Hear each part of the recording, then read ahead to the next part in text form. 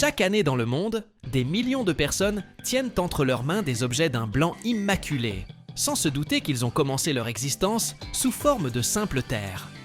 Mais que diriez-vous si je vous révélais que cette terre fut pendant des siècles un secret stratégique, payé au prix de l'or et convoité par les espions? Comment une argile discrète a-t-elle pu conquérir la Chine impériale, transformer l'Europe et se retrouver aujourd'hui dans le papier, les médicaments et les cosmétiques que vous utilisez au quotidien? Il existe une étape méconnue, presque jamais évoquée, qui détermine si l'argile deviendra d'un blanc inestimable ou restera une simple roche. Suivez cette vidéo jusqu'au bout et vous découvrirez le secret que, pendant des décennies, même les usines ont gardé dans l'ombre.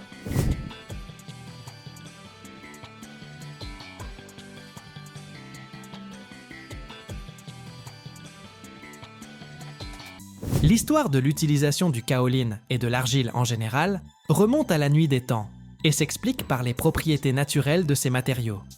L'argile a toujours séduit l'homme par sa plasticité, sa blancheur et sa capacité à durcir lors de la cuisson, ce qui en faisait un matériau idéal pour la fabrication de poteries, de matériaux de construction et d'objets décoratifs dès l'Antiquité.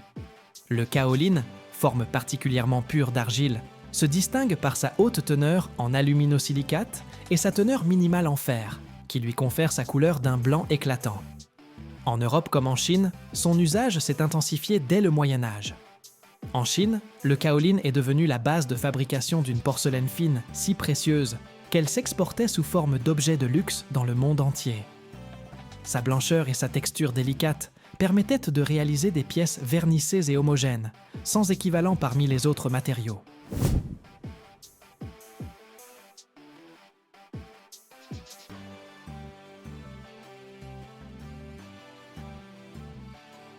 En Europe, dès le XVIIe siècle, le kaolin a commencé à être utilisé pour la fabrication de services en porcelaine. Puis, à l'échelle industrielle, il est devenu un composant clé pour l'industrie papetière et céramique. Concernant son utilisation moderne, la découverte des technologies de broyage, de sédimentation et de blanchiment chimique a permis de transformer le kaolin en une poudre fine d'une blancheur élevée et aux propriétés stables. Cela a rendu possible son emploi non seulement dans la porcelaine, mais aussi comme charge et revêtement pour le papier, qui devenait ainsi glacé, ainsi que dans les produits pharmaceutiques et cosmétiques, où la pureté, la capacité d'absorption et l'innocuité du matériau sont essentielles. Chaque année, le marché mondial du kaolin fournit une quantité considérable de matières premières, extraites de carrières à ciel ouvert situées dans des gisements à forte teneur en aluminosilicate.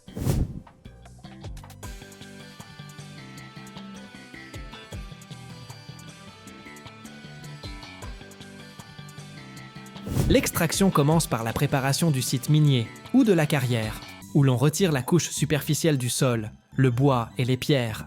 Puis l'on met à nu les gisements d'argile kaolinique situés à une profondeur considérable. De puissantes excavatrices et des camions spécialisés transportent la matière première vers les sites industriels pour un premier nettoyage. À ce stade, on élimine les impuretés grossières, telles que les pierres et les inclusions organiques. Et l'argile est acheminée vers l'étape suivante de broyage mécanique. Après l'arrivée de la matière première à l'usine, on la divise d'abord en morceaux d'une taille pratique pour le traitement ultérieur.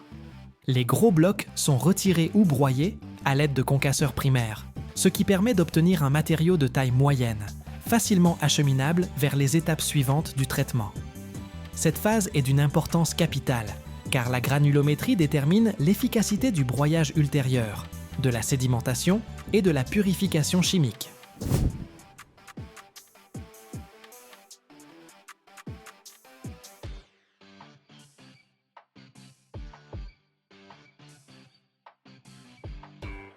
Une attention particulière est portée au contrôle du flux de matières premières, afin d'éliminer la présence de grosses inclusions étrangères, telles que des pierres ou des fragments de matières organiques, susceptibles de s'y être introduits lors de l'extraction.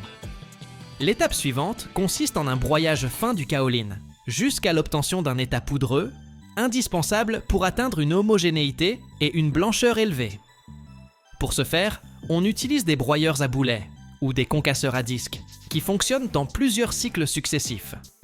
Dans les broyeurs à boulets, Des cylindres rotatifs contenant des billes métalliques ou céramiques réduisent l'argile à la fraction souhaitée, en assurant une répartition uniforme de la taille des particules. Les concasseurs à disque permettent un broyage et une fragmentation supplémentaire des particules, tout en aidant à ameublir le matériau et à éliminer les grumeaux résiduels.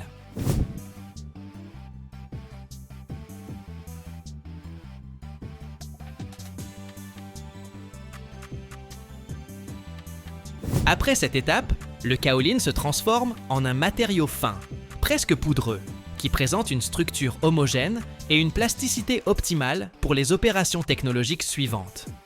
La poudre de kaolin préparée est dissoute dans l'eau, formant une suspension épaisse qui est dirigée vers l'étape de sédimentation.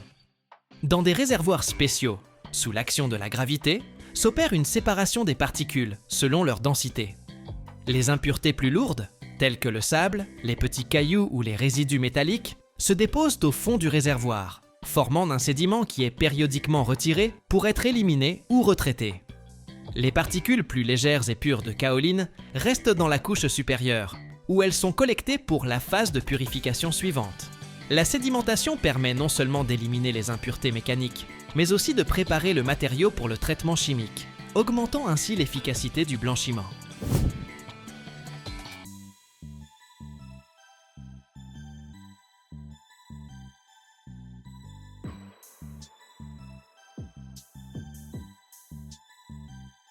Pour atteindre un degré élevé de blancheur et d'homogénéité, on a souvent recours au blanchiment chimique.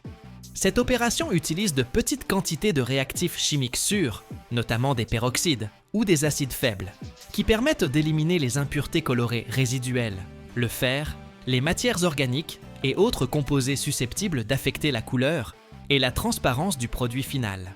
Le blanchiment chimique s'effectue sous contrôle de la température, du temps et de la concentration des réactifs, afin d'assurer une efficacité maximale tout en préservant la structure des particules de kaolin. Après cette opération, la suspension argileuse subit à nouveau une sédimentation pour séparer les réactifs et les impuretés formées durant le blanchiment, puis le matériau est lavé à l'eau pure, éliminant les résidus de réactifs et renforçant la sécurité du produit pour son utilisation dans les industries alimentaires, pharmaceutiques et cosmétiques.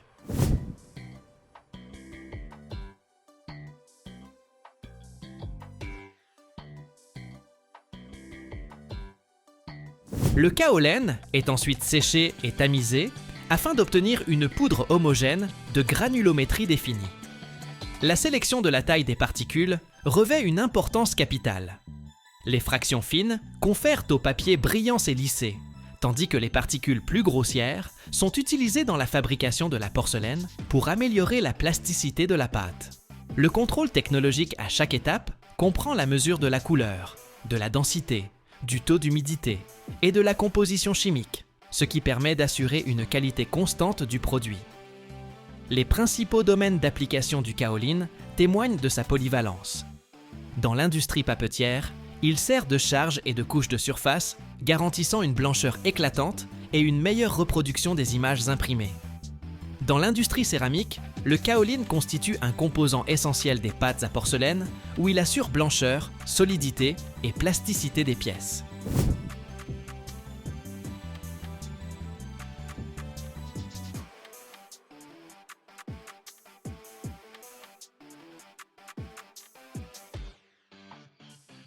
Dans l'industrie pharmaceutique et en médecine, le kaolin est utilisé comme absorbant et excipient dans les comprimés, les antacides et les traitements gastro-intestinaux, ainsi qu'en cosmétique pour les masques et les produits nettoyants, grâce à sa capacité à absorber l'excès de sébum et à purifier la peau.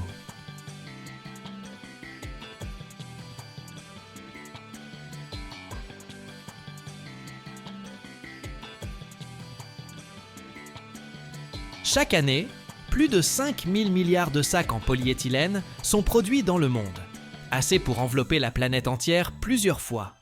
Ce matériau est devenu le héros invisible de la civilisation moderne. Il est dans nos maisons, nos voitures, nos hôpitaux et même dans l'espace. Mais comment, à partir de simples granulés, naît un film fin, solide et transparent, capable de supporter des centaines de kilogrammes? Et que cache sa surface brillante? Une merveille technologique, ou une menace écologique. Regardez jusqu'à la fin, vous découvrirez ce dont même les fabricants parlent rarement.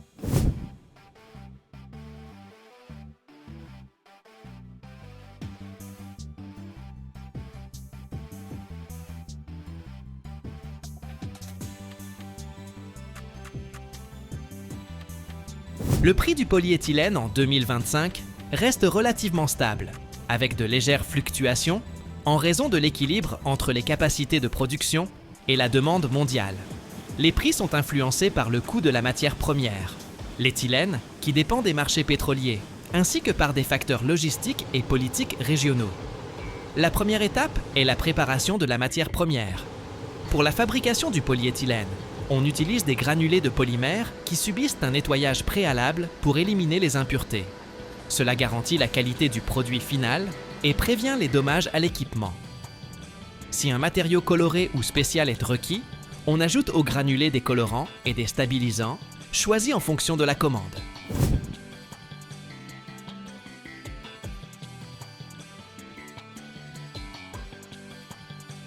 Ensuite, la matière première est chargée dans une extrudeuse à haute température.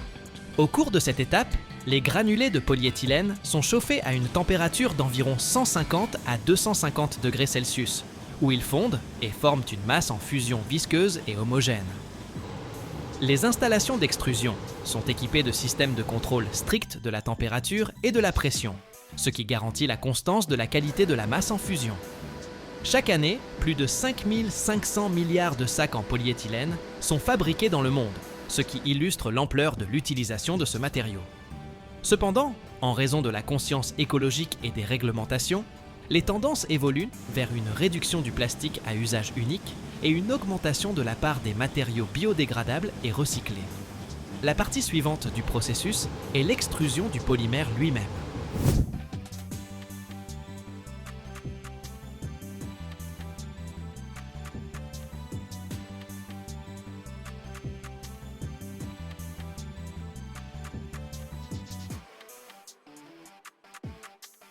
Le polyéthylène fondu est extrudé à travers une filière de formage sous la forme d'un tube ou d'un film fin qui est ensuite façonné aux dimensions requises. Selon sa destination, il peut s'agir d'un film pour sac ou d'une large gaine pour l'emballage.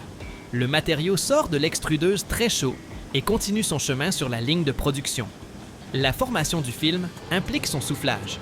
De l'air est injecté dans le tube, ce qui étire la nappe en largeur et jusqu'à l'épaisseur correspondant aux exigences techniques.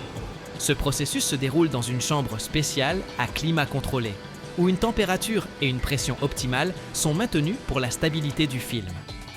L'histoire du polyéthylène remonte à plus de 100 ans. Il a été synthétisé pour la première fois en 1899, mais la production industrielle n'a commencé qu'au milieu du XXe siècle.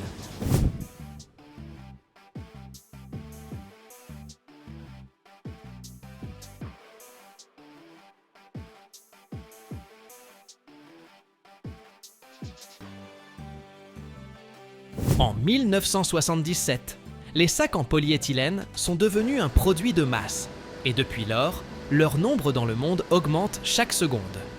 Aujourd'hui, rien que pour la fabrication de sacs, on en utilise plus de 160 000 pièces par seconde et le volume annuel de sacs atteint plusieurs billions. Une fois le film formé, il passe par une étape de refroidissement. Pour cela, on utilise un soufflage d'air ou des chambres à eau qui abaisse rapidement la température du polyéthylène, le figeant dans un état stable. Le refroidissement est important pour prévenir la déformation et assurer une épaisseur uniforme de la nappe. L'utilisation du polyéthylène est extrêmement large. Il s'agit de matériaux d'emballage pour les produits alimentaires, de films pour les serres, de tuyaux pour l'approvisionnement en eau, de pièces automobiles, ainsi que de produits médicaux, seringues, emballages pour médicaments et bien d'autres.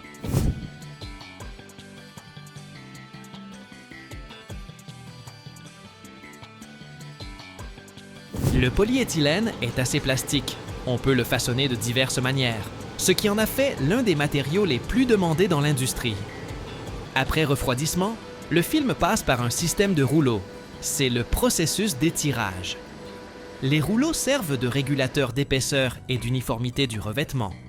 Grâce à ces rouleaux, le film acquiert une épaisseur homogène, indépendamment de sa vitesse de déplacement sur la ligne, et obtient également la texture et la finesse souhaitées. Ensuite, le film ou la gaine de polyéthylène est soumise à la découpe. Des machines de découpe automatisées coupent le matériau en feuilles standards ou ajustent la longueur des rouleaux, prêts à être envoyés à la production d'emballage. Cette étape exige une grande précision pour éviter les défauts et garantir la qualité.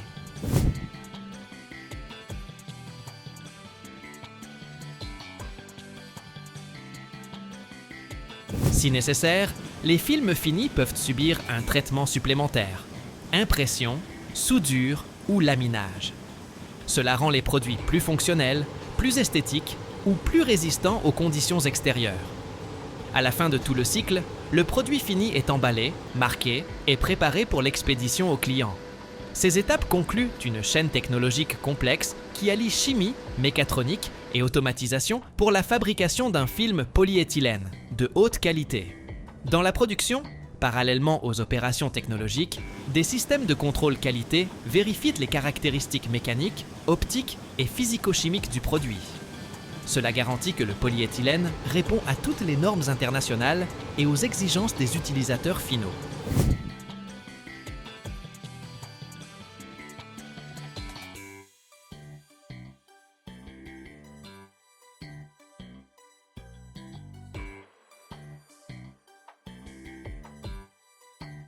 L'ensemble du cycle de production repose sur l'interaction de nombreux maillons, de la préparation des granulés à l'étape finale de l'emballage, combinant harmonieusement les technologies modernes pour créer des matériaux sans lesquels la vie d'aujourd'hui serait difficile à imaginer.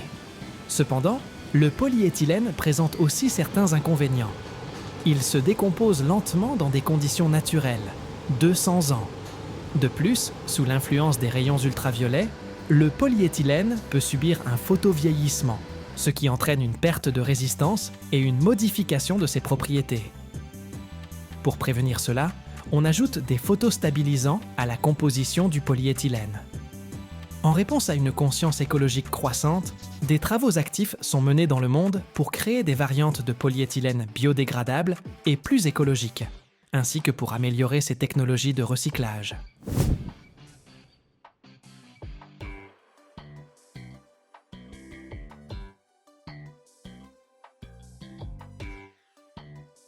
L'une des tendances est la mise en place de l'économie circulaire, où les anciens produits en polyéthylène sont collectés et transformés en nouveaux, minimisant ainsi la production de déchets plastiques.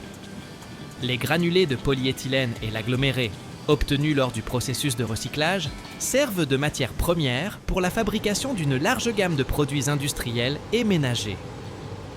À partir de ces granulés, on produit des matériaux d'emballage, des films fins pour l'emballage alimentaire, des sacs en film pour les supermarchés et des sacs en polyéthylène à usage unique. Ces produits en film peuvent avoir des propriétés différentes selon le type de polyéthylène. Outre les produits d'emballage, on fabrique à partir des granulés des récipients rigides, conteneurs, bouteilles, caisses, seaux, largement utilisés dans l'industrie alimentaire, cosmétique et chimique.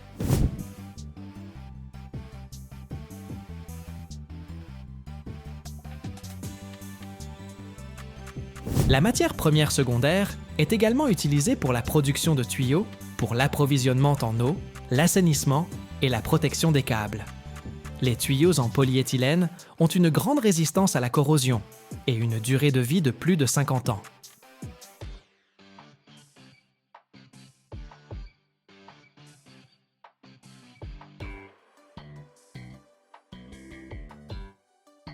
Chaque année, plus de 100 tonnes de matériaux sont produites dans le monde, mais un seul d'entre eux défie les lois de la physique.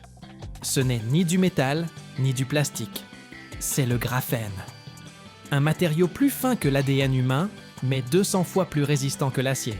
Imaginez, une seule de ces couches pourrait supporter le poids d'un éléphant en équilibre sur la pointe d'un crayon.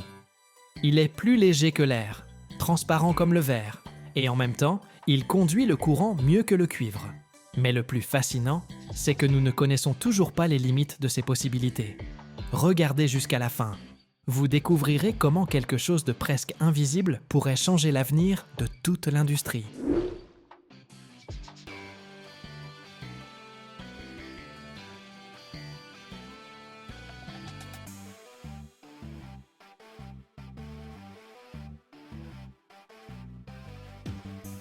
Alors, le graphène est un matériau bidimensionnel, composé d'une seule couche d'atomes de carbone, disposés en un réseau dense et bidimensionnel, en forme d'hexagone. Il possède une série de propriétés uniques qui le rendent incroyablement prometteur. Les atomes de carbone dans le graphène sont liés entre eux par des liaisons covalentes extrêmement solides. En substance, chaque atome fait partie d'un maillage absolument dense et impeccable. Lorsque nous essayons d'étirer, de percer ou de casser une feuille de graphène, nous essayons en fait de rompre ces liaisons. Ce qui est unique, c'est que lorsqu'une force externe est appliquée au maillage, il ne se brise pas simplement. Au lieu de cela, le réseau hexagonal parfait assure une répartition uniforme de la contrainte sur l'ensemble du matériau. Les physiciens ont découvert que pour percer une feuille de graphène parfaite avec un crayon, par exemple, il faudrait une force comparable au poids d'un éléphant en équilibre sur la pointe de ce crayon.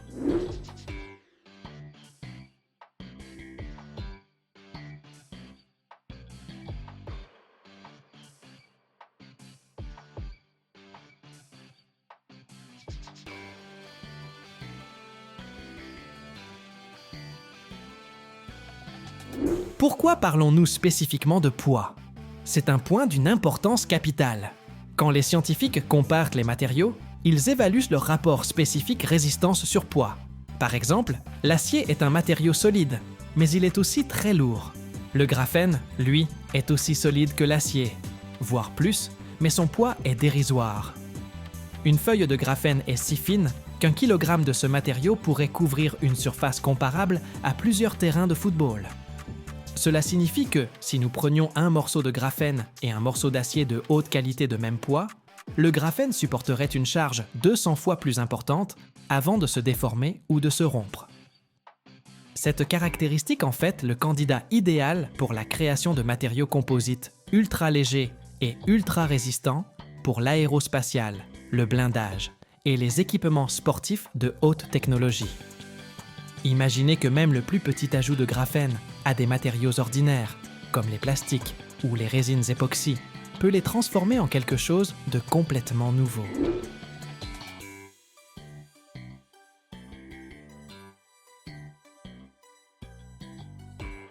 Les scientifiques travaillent déjà à la création de gilets pare-balles ultra fins mais impénétrables, qui pèsent beaucoup moins que les blindages traditionnels en Kevlar.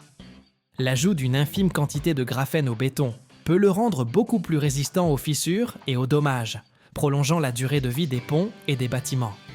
Les carrosseries et les fuselages d'avions à base de graphène seraient plus légers, ce qui entraînerait des économies de carburant significatives, tout en devenant beaucoup plus solides et plus sûrs. Ainsi, le graphène est l'incarnation d'un paradoxe. Il est presque invisible, mais sa résistance surpasse celle des métaux les plus forts. Cela ouvre une ère entièrement nouvelle en sciences des matériaux, où les matériaux sont à la fois légers, flexibles et d'une solidité inégalée. La production de graphène est un véritable casse-tête pour les scientifiques. On peut l'obtenir de 3 manières principales, qui diffèrent par leur coût, leur qualité et leur volume de production. Imaginez que vous deviez fabriquer une feuille très fine, mais qu'elle doive être parfaite.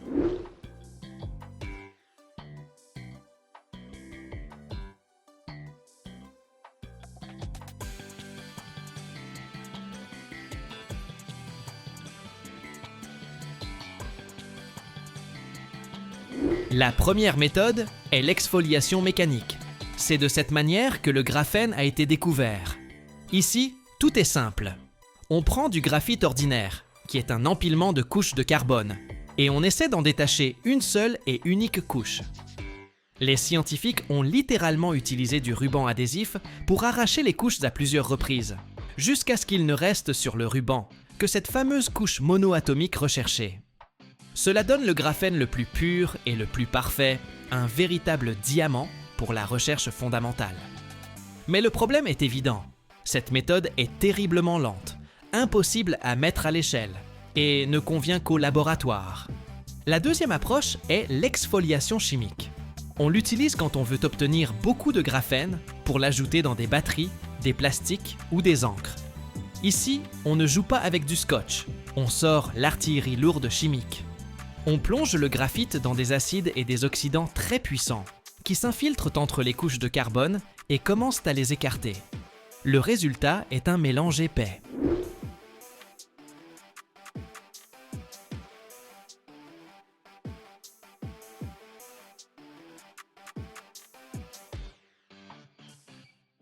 Ensuite, on le traite aux ultrasons, comme avec un mixeur, et les couches de graphite se séparent finalement dans l'eau ou un autre solvant. C'est ce qu'on appelle l'oxyde de graphène. Après cela, il faut réduire cet oxyde de graphène pour qu'il redevienne conducteur d'électricité.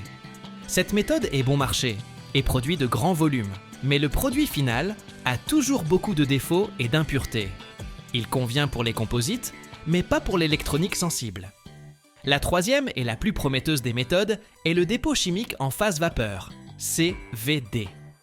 C'est la technologie pour créer des toiles de graphène de haute qualité et de grande taille, nécessaires pour les écrans tactiles ou les microcircuits. Ici, on n'arrache rien, on fait pousser le matériau à partir de zéro. On prend une fine feuille de métal, généralement du cuivre, et on la chauffe très fort, jusqu'à 1000 degrés Celsius. Puis, on introduit dans le four un gaz contenant du carbone, par exemple du méthane. Les atomes de carbone, libérés du gaz, se déposent sur le cuivre incandescent, qui sert de modèle parfait. Ils s'assemblent d'eux-mêmes en un maillage en nid d'abeilles monocouche et impeccable. Cette méthode donne une haute qualité et permet de fabriquer de grandes feuilles de graphène, ce qui est essentiel pour l'industrie.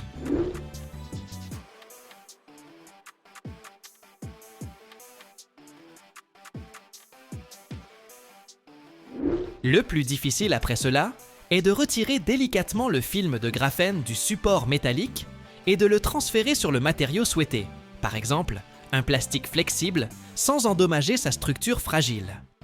En termes d'argent, le marché mondial du graphène est actuellement évalué à plusieurs centaines de millions de dollars américains et, selon la plupart des prévisions, il devrait croître très rapidement, doublant souvent tous les 2 ou 3 ans.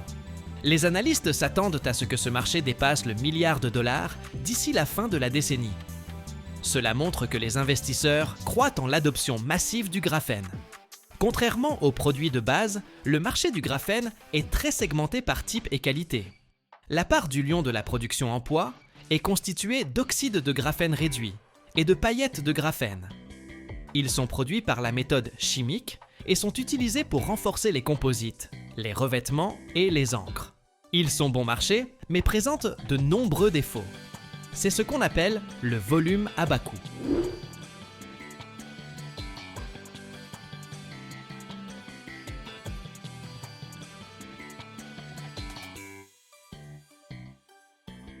Et qu'en est-il de la haute qualité? La plus petite part en poids, mais la plus chère en valeur, est le graphène monocouche pur sous forme de film. Il est nécessaire pour l'électronique de haute technologie et est très coûteux en raison de la complexité de sa production et de son transfert. Le marché de la production de graphène est très fortement concentré en Asie, en particulier en Chine. Les entreprises Niespero chinoises sont les leaders mondiaux dans la production de grands volumes de graphène pour les batteries et les supercondensateurs, celui-là même qui est fabriqué par la méthode chimique. Les entreprises européennes et américaines, quant à elles, se concentrent généralement sur le développement de formes de graphène plus high-tech et plus pures, c'est-à-dire des films pour les industries aérospatiales et électroniques.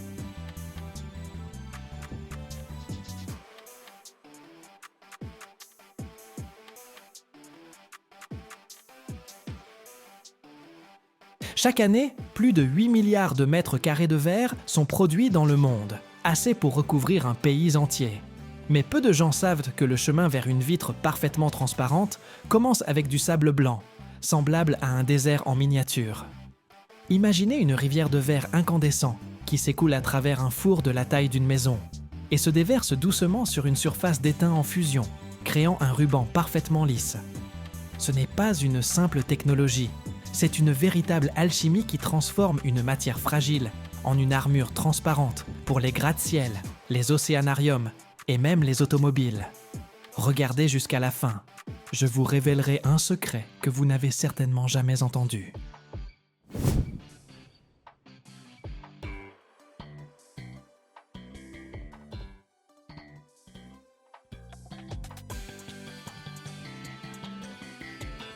Tout commence dans un immense entrepôt de matières premières, qui ressemble à un désert en miniature. L'ingrédient principal, représentant environ 70% de notre futur produit, est du sable de quartz de la plus haute pureté. Il doit être parfaitement blanc, car la moindre impureté de fer donnerait au verre une teinte verdâtre indésirable. À côté de la montagne de sable se dressent des collines d'autres poudres blanches, du carbonate de soude, qui agit comme un fluidifiant en abaissant la température de fusion, et du calcaire, qui confère au verre stabilité et solidité. Un chargeur géant à godet saisit des tonnes de chaque ingrédient et les déverse dans d'immenses trémies. De là, sur ordre de l'ordinateur, ils sont acheminés par un convoyeur jusqu'à un mélangeur. C'est un tambour géant en rotation, où tous les composants, y compris une quantité importante de calcin, verre recyclé, sont mélangés en une composition parfaitement homogène, appelée le mélange vitrifiable.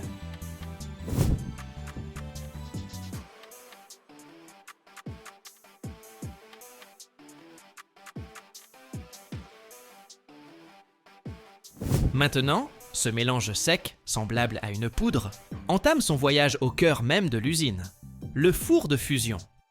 Une immense cuve, revêtue à l'intérieur de briques réfractaires, de la taille d'une petite maison. C'est un four qui ne dort jamais. Il fonctionne en continu, pendant des années, en maintenant à l'intérieur une température de 1600 degrés Celsius. Le mélange vitrifiable est enfourné par un flux continu à une extrémité de ce four.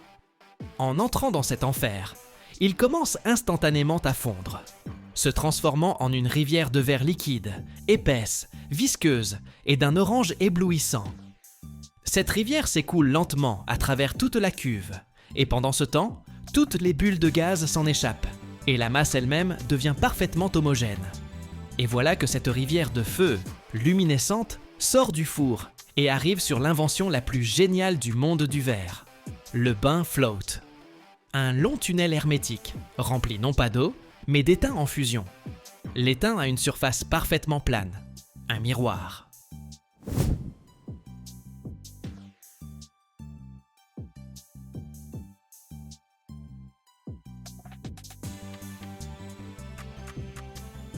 Comme le verre est plus léger que l'étain et ne se mélange pas avec lui, il s'étale à sa surface, comme de l'huile sur de l'eau, formant un ruban parfaitement plat et impeccablement lisse.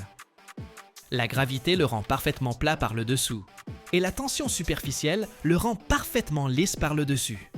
L'épaisseur de ce ruban est régulée par la vitesse à laquelle il est tiré hors du bain, et par des rouleaux spéciaux. Chaque année, plus de 8 milliards de mètres carrés de ce verre float sont produits dans le monde. C'est assez pour recouvrir toute l'île de Chypre. Après le bain float, le ruban de verre infini, encore très chaud mais déjà solide, entre dans un long tunnel appelé l'étendrie de recuisson.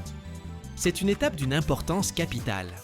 Si le verre refroidissait trop vite, des contraintes internes colossales y apparaîtraient, et il serait fragile comme une décoration de Noël.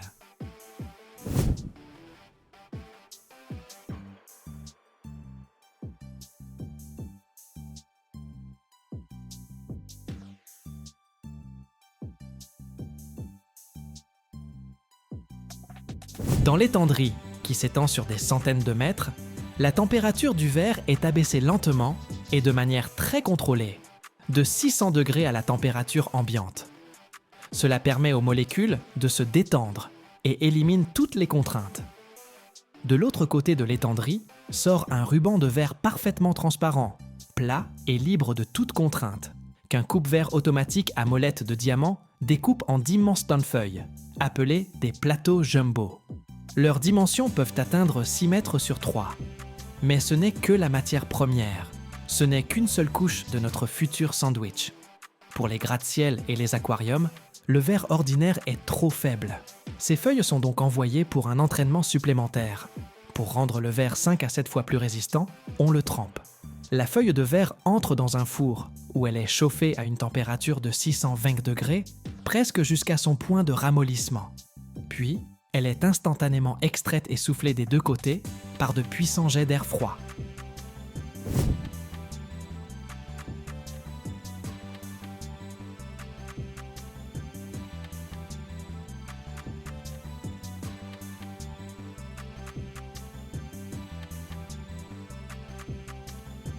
La surface extérieure du verre refroidit instantanément et se contracte, formant une carapace solide, tandis que la partie intérieure refroidit plus lentement.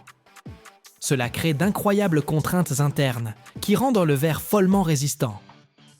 Si un tel verre vient à se briser, il se fragmente en des milliers de petits cubes inoffensifs, et non en éclats tranchants comme des poignards. Mais même le verre trempé n'est qu'une seule couche. Pour créer une véritable armure, on utilise le processus de laminage. On prend 2 ou plusieurs feuilles de verre et entre elles, on place un film fin et transparent de polybutyrate de vinyle.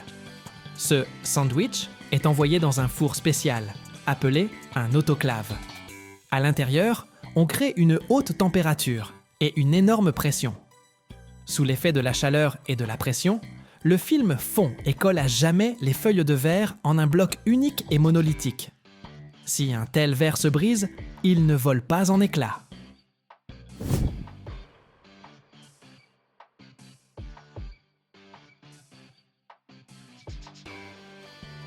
Les fragments restent collés au film, comme des mouches sur un ruban adhésif. C'est ainsi que l'on fabrique les pare-brises de voitures. Et c'est aussi comme ça que l'on fait le verre pour les gratte-ciel. Pour les aquariums, ce sandwich peut être tout simplement incroyable. Par exemple, l'épaisseur du verre acrylique de l'aquarium de Dubaï atteint 75 cm. C'est presque 1 mètre d'épaisseur.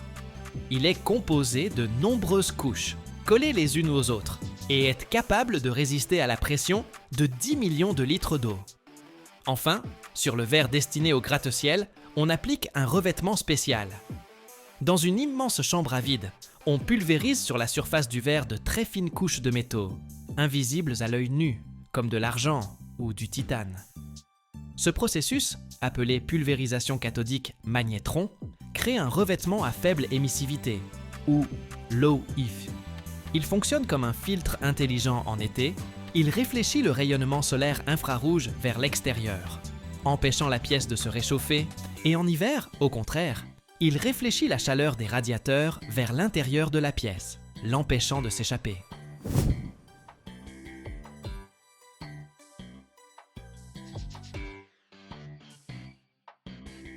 Cela permet de réduire les coûts de chauffage et de climatisation d'un gratte-ciel de 30 à 50%. Et ce n'est qu'après toutes ces opérations complexes, chaudes et précises, que le simple sable se transforme en une armure transparente de haute technologie, prête à devenir un mur invisible entre l'homme et les éléments. De l'usine sort un immense panneau de verre, parfaitement propre. Il est solide, mais en même temps incroyablement fragile, aux chocs ponctuels et aux vibrations. Comment le transporter intact sur des centaines de kilomètres? Pour cela, on utilise des camions spéciaux qui ressemblent à d'étranges squelettes métalliques. Ce sont ce qu'on appelle des inloaders ou pupitres. Au lieu d'une caisse ordinaire, ils ont au milieu un puits profond et sur les côtés, 2 cadres inclinés, semblables à des chevalets géants appelés des pyramides. Les feuilles de verre sont placées sur ces pyramides presque à la verticale, sous un léger angle.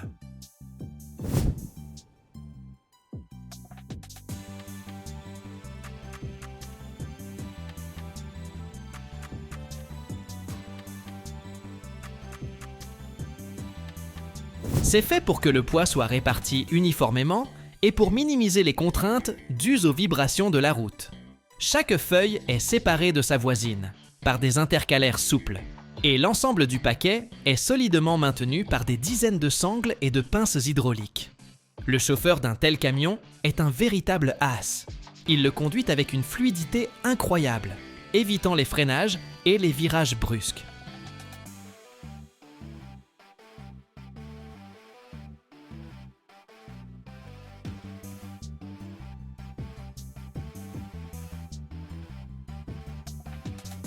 Chaque année, des milliards de mètres carrés de plaquage sont produits dans le monde.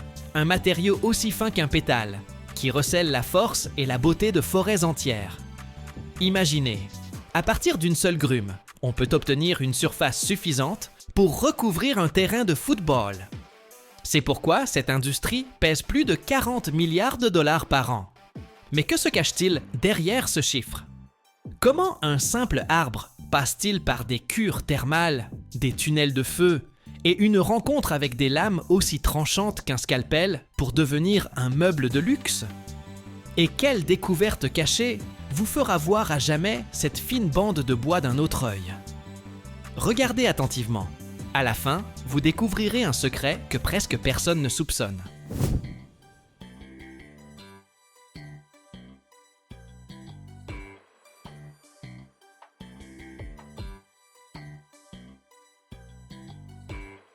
N'importe quel arbre ne convient pas à la production de plaquage. Il faut des arbres parfaitement droits, hauts, avec un grand diamètre de tronc, et surtout sans nœuds, fissures ou autres défauts sur une hauteur considérable. Chaque nœud est une cicatrice qui briserait le motif parfait. C'est pourquoi, pour le plaquage, on choisit les plus beaux spécimens de chêne, de frêne, d'érable, de noyer, de cerisier et d'autres essences précieuses. Lorsqu'une telle grume parfaite arrive à l'usine, elle n'est pas immédiatement envoyée sous la lame. Elle a rendez-vous dans un spa industriel. Les grumes sont immergées dans d'immenses bassins d'eau chaude ou placées dans des chambres spéciales où l'on injecte de la vapeur chaude. Ce n'est pas pour la propreté. Ce processus, qui dure de quelques heures à plusieurs jours à une température d'environ 100 degrés Celsius, accomplit deux choses importantes. Il ramollit le bois, le rendant plus plastique et plus docile pour la coupe, et il modifie sa couleur, la rendant plus riche et uniforme.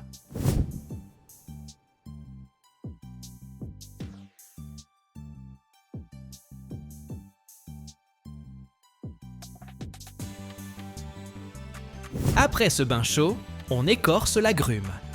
Une machine spéciale retire l'enveloppe extérieure rugueuse, mettant à nu le tronc pur. Et c'est là que commence le moment le plus crucial avant le grand spectacle, le centrage. La grume est fixée dans une machine et l'opérateur, à l'aide de laser, trouve son axe de rotation idéal. C'est d'une importance capitale. Un centrage correct permet d'obtenir la quantité maximale de plaquage de qualité et le plus beau motif. Et c'est alors que la grume, étuvée, écorcée et parfaitement centrée, est prête pour sa rencontre avec la lame. Il existe deux méthodes principales pour transformer une grume en fine feuille, et elles sont radicalement différentes. La première, la plus courante pour la production de masse, s'appelle le déroulage. Imaginez un crayon géant dans un taille-crayon titanesque.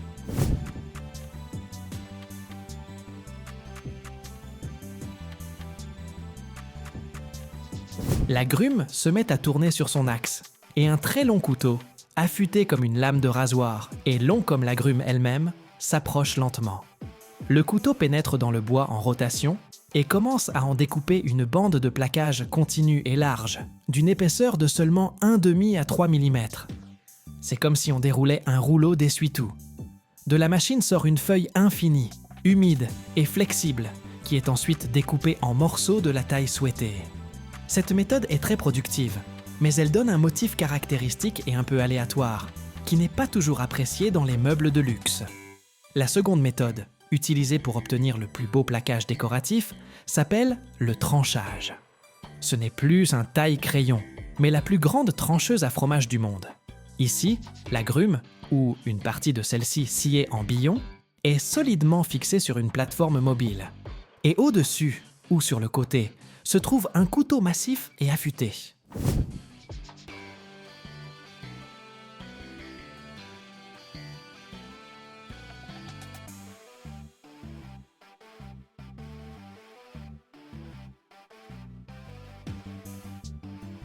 La plateforme avec le bois se déplace d'avant en arrière ou de haut en bas, et à chaque passage, le couteau découpe une seule et unique feuille de plaquage, parfaitement plate. C'est un processus plus lent et moins productif, mais c'est lui qui permet d'obtenir ce motif noble, linéaire ou figuré, que nous apprécions tant dans les meubles de luxe. Selon la manière dont la grume a été sciée avant le tranchage, on peut obtenir différents types de motifs. Une coupe sur quartier, radiale, ou sur dos, tangentielle, qui imite le dessin d'une planche massive. Le plaquage fraîchement découpé, quelle que soit la méthode, est appelé verre. Il est très humide, flexible comme du papier mouillé, et se déchire facilement. Il faut le sécher. Les bandes ou feuilles de plaquage sont délicatement acheminées vers une longue chambre de séchage. C'est comme un gigantesque four-tunnel, à l'intérieur duquel le plaquage se déplace lentement sur un convoyeur à rouleau ou à maille. De l'air chaud y circule, enlevant très délicatement et uniformément l'humidité.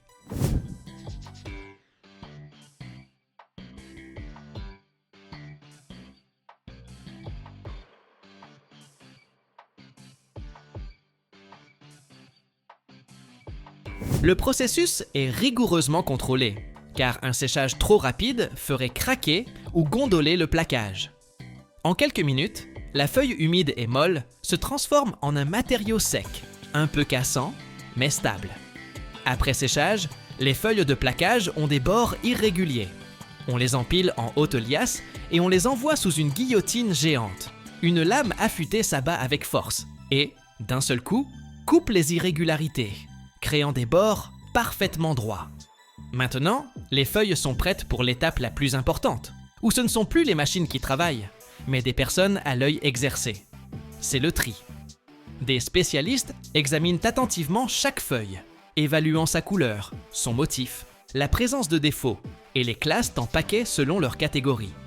C'est un travail très méticuleux, car c'est de lui que dépendent le prix et la destination du plaquage.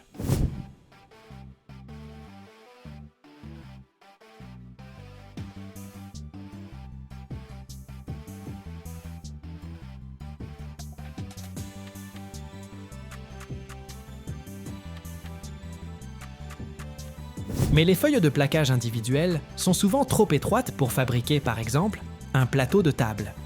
Il faut donc les assembler en une seule grande laise. Ce processus s'appelle l'assemblage ou le jointage. 2 feuilles au bord parfaitement droits sont introduites dans une machine spéciale. Elle les presse fermement l'une contre l'autre et un mécanisme spécial les assemble. Il peut s'agir d'un fin fil de colle appliqué en zigzag ou d'une bande de papier gommé. Le résultat est une grande feuille de plaquage continue, prête à être collée sur un support. Et c'est ainsi que, après un parcours allant de l'arbre majestueux dans la forêt, en passant par un bain chaud, une lame affûtée comme un scalpel et le tunnel de feu d'un séchoir, naît ce matériau fin comme un pétale, qui porte en lui toute la beauté, l'histoire et le caractère unique de la forêt, prête à offrir un morceau de celle-ci à nos foyers.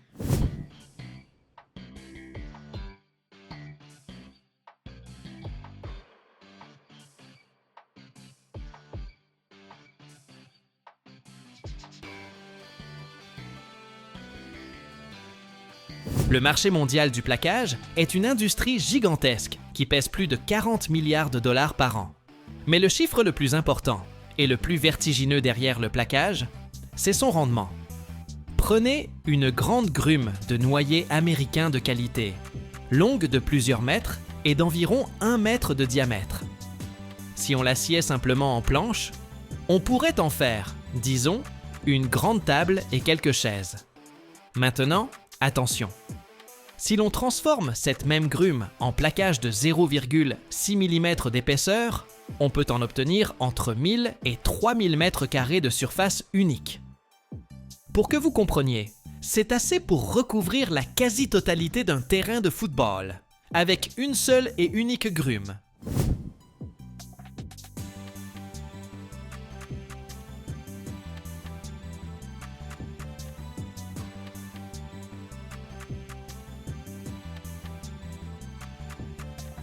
L'utilisation du plaquage réduit le besoin d'abattre des arbres d'essence précieuse de 98% par rapport à la fabrication de meubles en bois massif.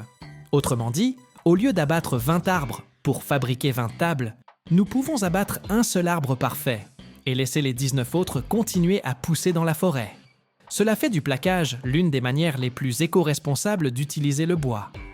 Donc, ces milliards de dollars, ce ne sont pas juste de l'argent. C'est la preuve que la beauté et la rationalité peuvent aller de pair, nous permettant de profiter des motifs uniques de la nature sans lui infliger de dommages irréparables.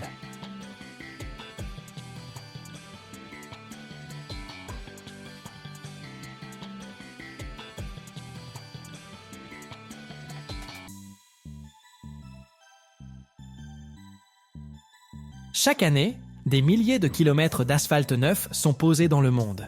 Mais peu de gens savent qu'une grande partie de ce revêtement naît pour la seconde fois. Les vieilles routes ne disparaissent pas simplement. Elles renaissent dans de nouvelles autoroutes, parfois à des milliers de kilomètres de leur première vie. Ici, travaillent des carrières gigantesques, des explosifs, des tombereaux aux roues plus hautes qu'un homme, des usines où la pierre et le bitume se rencontrent dans un feu de 150 degrés. C'est l'histoire de la manière dont la magie de l'ingénierie et un écosystème industriel ferment la boucle, économisant des milliards et les ressources de la planète. Regardez jusqu'à la fin et vous découvrirez ce qui n'est écrit dans aucun manuel.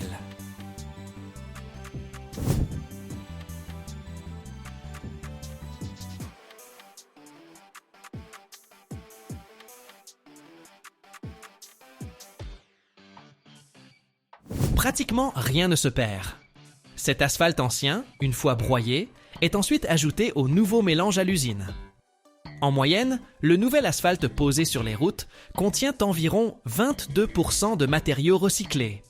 L'effet économique et écologique est colossal. D'une part, cela réduit considérablement le besoin d'extraire de nouvelles roches et de produire du nouveau bitume, ce qui économise les ressources naturelles et l'énergie.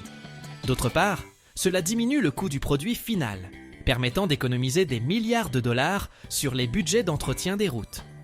Ainsi, chaque trajet en voiture est un voyage sur un produit d'ingénierie complexe, qui non seulement supporte des charges énormes, mais est aussi un exemple éclatant d'un écosystème industriel où l'ancien se régénère constamment en nouveau, fermant la boucle et rendant les infrastructures du pays un peu plus durables.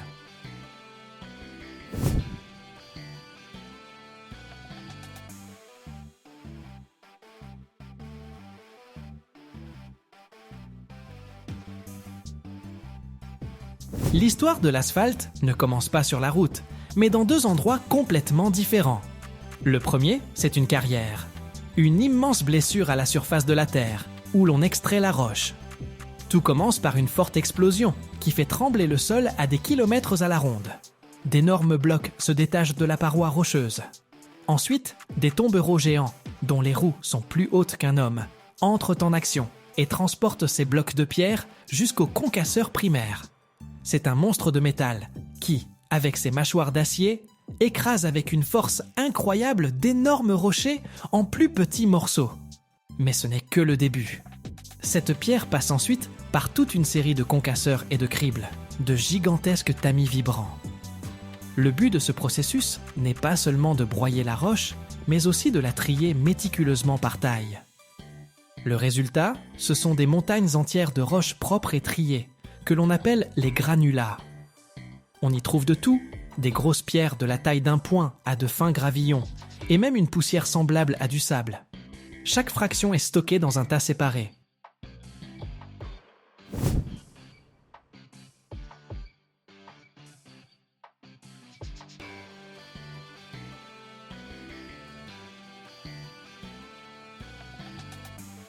C'est un peu comme si, dans votre cuisine, vous aviez de la farine, du sucre, du sel, chaque ingrédient à part, attendant son heure. C'est le squelette du futur asphalte, qui représente 95% de sa masse. Le deuxième endroit où naît l'asphalte, c'est une raffinerie de pétrole. Quand, à partir du pétrole brut, on produit de l'essence, du diesel, du kérosène et d'autres produits légers, tout au fond de la colonne de distillation, il reste une substance épaisse, noire et visqueuse. C'est le bitume. À l'état normal, à température ambiante, il est dur comme de la pierre. On peut le casser au marteau. Mais si on le chauffe, il devient liquide comme un sirop épais. C'est précisément cette propriété, être solide à froid et liquide à chaud, qui en fait le liant idéal pour notre squelette de pierre. Le bitume, c'est l'âme de l'asphalte, son cœur noir qui lie le tout.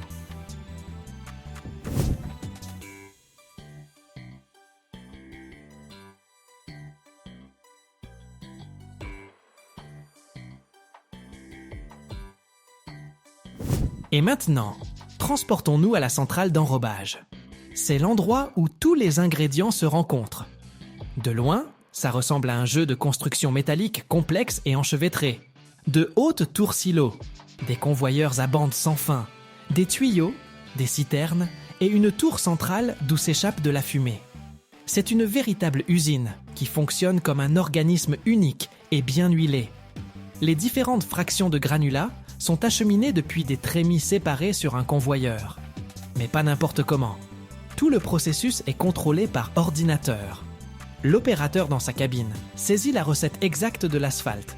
Selon l'usage prévu, pour une autoroute à fort trafic ou pour une petite rue tranquille, la recette sera différente. L'ordinateur sait combien de pourcents de grosses pierres, combien de moyennes, combien de fines et combien de poussières sont nécessaires pour un mélange parfait.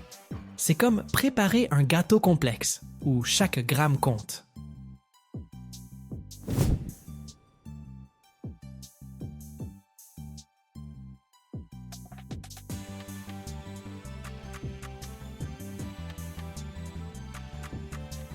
Ce mélange de pierres entame son voyage vers le haut sur un long convoyeur incliné et pénètre au cœur de l'usine, le tambour sécheur.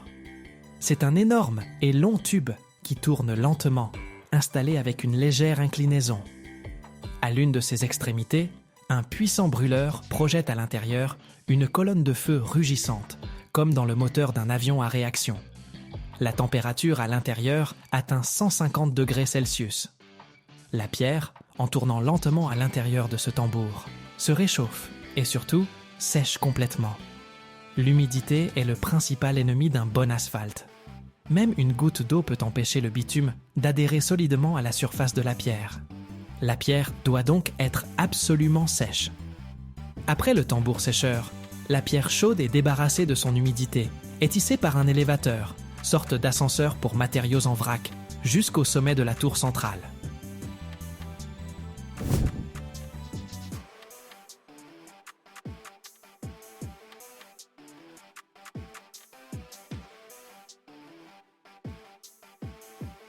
Là, elle passe à nouveau à travers un système de tamis pour un dernier tri de contrôle et tombe dans des trémies pour matériaux chauds.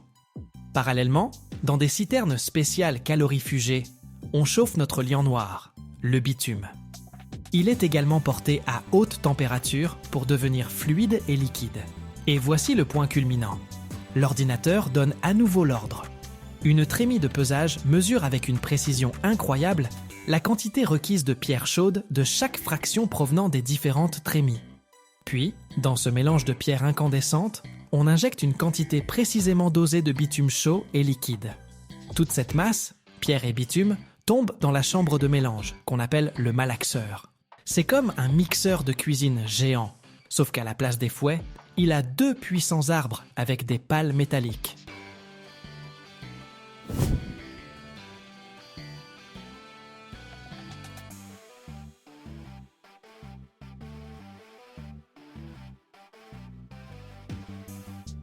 Ces pales brassent la masse incandescente avec une force énorme. Et en moins d'une minute, chaque caillou, chaque grain de sable est recouvert d'un film fin et brillant de bitume noir. De la chambre sort l'asphalte fini, une masse homogène, fumante, noire, avec une odeur huileuse caractéristique. Maintenant, ce produit chaud et fraîchement préparé doit être conservé jusqu'au moment du chargement. Il est tissé et versé dans des silos de stockage spéciaux, calorifugés. Ils ressemblent à des thermos géants qui peuvent garder l'asphalte chaud pendant de nombreuses heures, parfois même des jours. Des tombereaux se gardent sous ces silos. La trappe s'ouvre avec un claquement sonore, et dans la benne du camion, avec un rugissement et un nuage de vapeur, se déversent plusieurs tonnes d'asphalte chaud. La benne est obligatoirement recouverte d'une bâche pour conserver la précieuse chaleur pendant le transport, jusqu'au site de pose. Sur le chantier commence l'acte final de cette pièce. Le tombereau décharge lentement le mélange chaud dans la trémie d'une machine spéciale, le finisseur.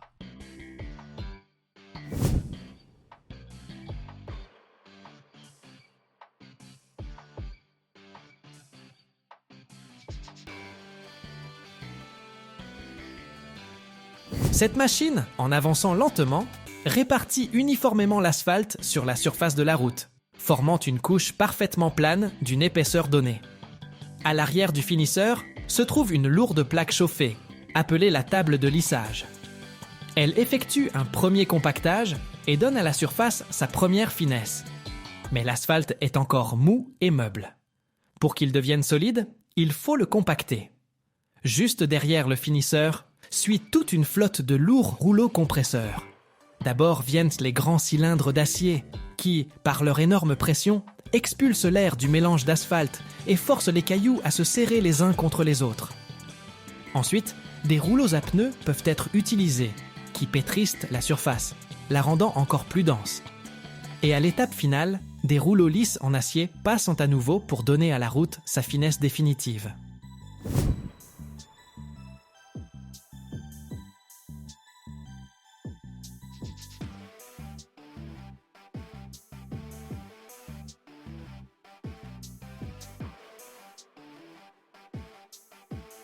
Pendant que l'asphalte refroidit, le bitume repasse de l'état liquide à l'état solide.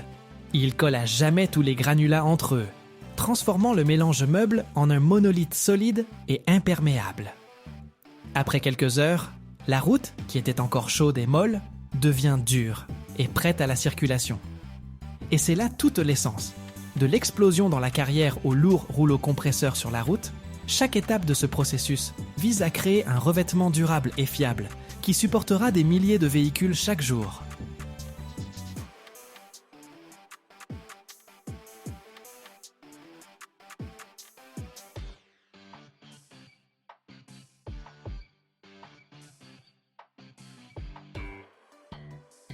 Chaque année, plus de 150 millions de mètres cubes de contreplaqué sont produits dans le monde, assez pour faire plusieurs fois le tour de la Terre avec un train longeant l'équateur. Mais vous êtes-vous déjà demandé comment, à partir d'une grume brute, naît une feuille parfaitement lisse qui deviendra une partie de votre table ou de votre bateau? Ce processus ressemble au déroulement magique d'un rouleau de bois, et il cache plus de mystère qu'il n'y paraît. Attendez la fin, car c'est là que nous vous montrerons une étape secrète dont on ne parle même pas lors des visites guidées, et qui change à jamais votre vision du travail du bois.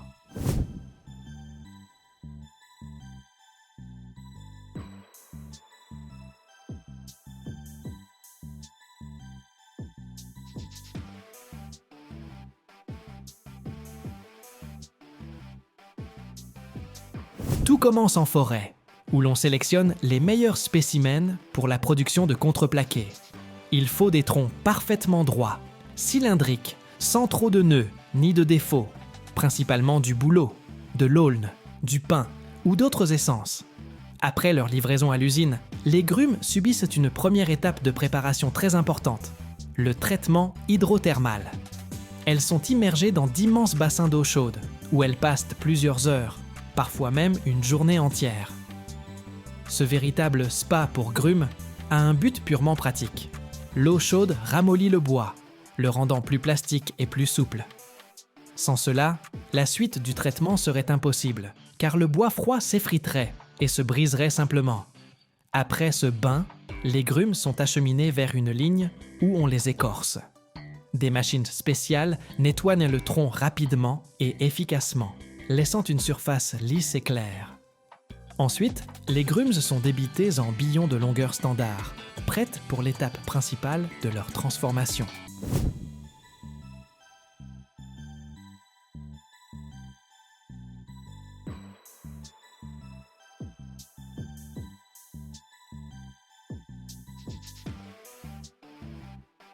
Le cœur de tout le processus de fabrication du contreplaqué, c'est la dérouleuse. C'est ici que se produit quelque chose d'incroyable, qui contredit notre perception habituelle du travail du bois. La grume préparée, serrée aux deux extrémités, se met à tourner à une vitesse vertigineuse autour de son axe. Un long couteau, affûté comme une lame de rasoir et installé parallèlement à l'axe de rotation, s'approche lentement. En pénétrant dans le bois, il ne commence pas à enlever des copeaux, mais une bande continue et ininterrompue d'à peine 1 ou 2 mm d'épaisseur. C'est comme si on déroulait un rouleau géant d'essuie-tout. La machine déroule littéralement le tronc, tel un parchemin ancien, transformant un cylindre volumineux en une bande plate et longue. Cette bande s'appelle le plaquage.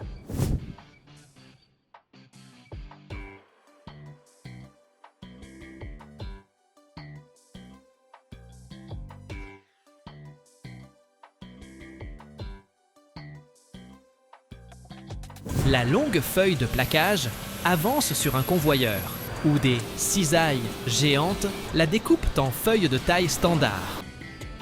De la grume, il ne reste qu'un fin cylindre central, appelé le crayon, qui sera ensuite utilisé pour d'autres besoins. Le plaquage fraîchement déroulé est gorgé d'humidité, ce qui est l'ennemi de la solidité et de la stabilité du futur contreplaqué. L'étape suivante, obligatoire, est donc le séchage. Les feuilles de plaquage sont introduites dans de longs séchoirs à plusieurs niveaux. À l'intérieur, comme sur les étagères d'une armoire géante, les feuilles avancent lentement sur un convoyeur, tandis que de l'air chaud les souffle intensément de tous côtés. La température et la vitesse de l'air sont rigoureusement contrôlées pour sécher le plaquage de manière uniforme et éviter qu'il ne se fissure ou ne se déforme. En quelques minutes, les feuilles humides et flexibles deviennent des pièces légères, un peu cassantes et parfaitement sèches, prêtes pour le collage.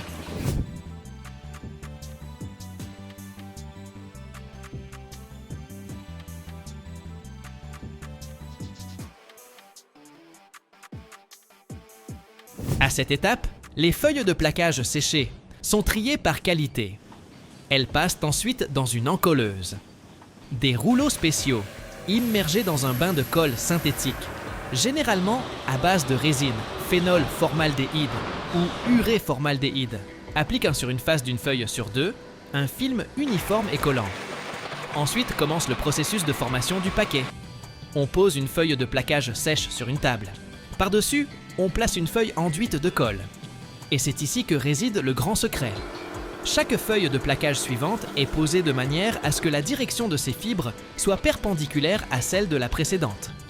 Si les fibres de la première feuille sont dans le sens de la longueur, celles de la deuxième sont dans le sens de la largeur, celles de la troisième à nouveau dans la longueur, et ainsi de suite. Cette structure croisée est la clé de la résistance du contreplaqué. Elle paralyse la tendance naturelle du bois à se fendre le long des fibres et répartit la charge uniformément sur toute la surface de la feuille.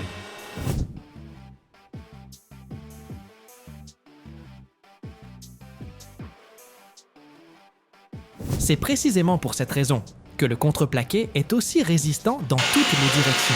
Le nombre de couches dans un paquet est toujours impair, afin que la structure soit symétrique et que les couches extérieures aient la même orientation de fibres. Les paquets de plaquage ainsi formés sont acheminés vers la section la plus puissante de la production, la presse à chaud. C'est une structure colossale à plusieurs étages, entre les plateaux de laquelle on charge simultanément plusieurs dizaines de futures feuilles de contreplaqué. Lorsque la presse est chargée, les plateaux commencent à se rapprocher. Avec une force énorme, atteignant des dizaines de kilogrammes par centimètre carré, les plateaux comprimant les paquets de plaquage, les transformant en blocs denses et fins. Simultanément, les plateaux sont chauffés à une température de 150 degrés Celsius. Sous l'effet de la haute pression et de la température, la colle se polymérise, pénétrant dans les pores du bois et liant les couches de manière indissociable en un monolithe incroyablement résistant. Le processus de pressage dure quelques minutes, après quoi naît le panneau de contreplaqué fini.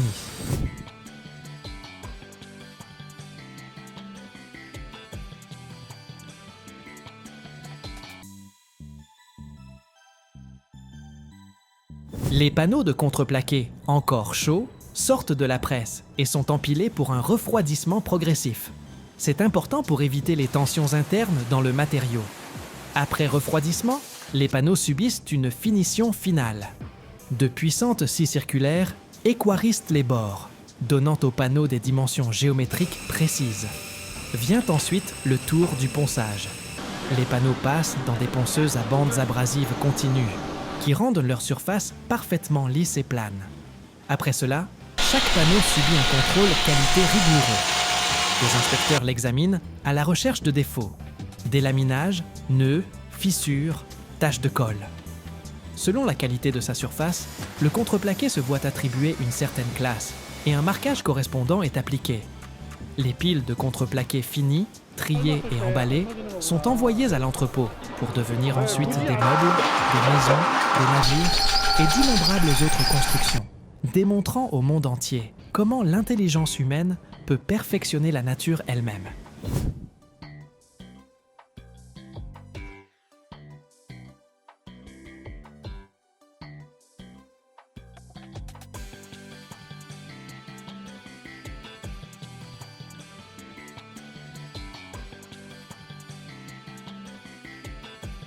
L'échelle mondiale de la production est également impressionnante.